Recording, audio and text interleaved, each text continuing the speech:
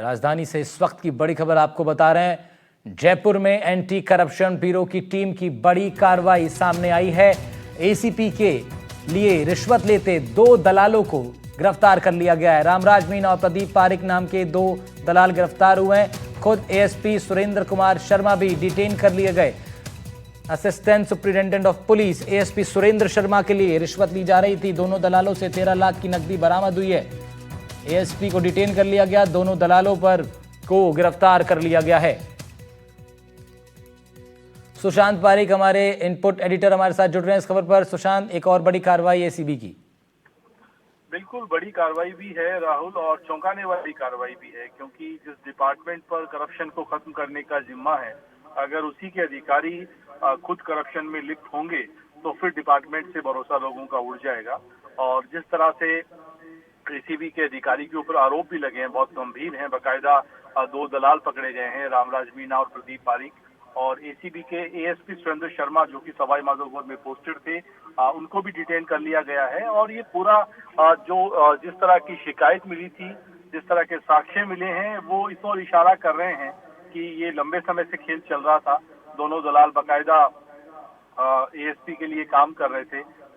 इतना ही नहीं, ये 13 लाख वाली रकम के साथ दूसरे कई मामले ऐसे भी हैं जिनमें शराब की डिमांड की गई। कई अलग अलग अधिकारियों के संपर्क में कैश के तौर पर रिश्वत की मांग की जा रही थी। तो ये बहुत चौंकाने वाली जो जानकारी है। और दूसरा, इस बात की तारीफ भी करनी चाहिए एसीबी के अधिकारियों की कि अपने ही डिपार्टमेंट के अधिकारी के खिलाफ उन्होंने एक्शन लिया है। ये संदेश देने की भी कोशिश है कि भले ही कोई भी करप्ट अधिकारी किसी भी डिपार्टमेंट का क्यों ना हो, उसके खिलाफ एक्शन लिया जाएगा। करप्शन के खिलाफ भजनलाल सरकार की 0 टॉलरेंस की जो नीति है, उस नीति की पालना की जाएगी। सुशांत, बड़ी जानकारी आपने दी है। ये एएसपी एसीबी के ही थे और ये इसीलिए आपने कहा कि ये बड़ी कार्रवाई तो है ही, चौंकाने वाली कार्रवाई भी है, क्योंकि वो खुद ही उसी विभाग के एएसपी थे। बड़ा योजनाबद्ध तरीके से इस कार्रवाई को अंजाम दिया गया होगा। सुशांत, बिल्कुल, पुलिस डिपार्टमेंट आमतौर पर जो है वो हम देखते हैं कि कई बार ऐसा होता है कि अपने डिपार्टमेंट के खिलाफ कार्रवाई करने से बचता है। लेकिन जिस तरह से कार्रवाई की गई है, सवाई माधोपुर में पोस्टेड ये अतिरिक्त जो है पुलिस अधीक्षक एएसपी सुरेंद्र कुमार शर्मा और दोनों जो उनके दलाल हैं, रामराज मीणा और प्रदीप पारिक, इनके खिलाफ 88 की धाराओं के तहत केस दर्ज किया गया। तीनों के खिलाफ एफआईआर संख्या जो है 119/2025 में मुकदमा दर्ज कर लिया गया है। जानकारी ये मिली है कि माफ कीजिए, एसीबी में नहीं है, ये एएसपी हैं और राहुल, और ये सवाई माधोपुर में पोस्टेड थे। अवैध बजरी और शराब लाइसेंस के मामले में सरकारी संरक्षण के नाम पर इनकी शिकायतें थी।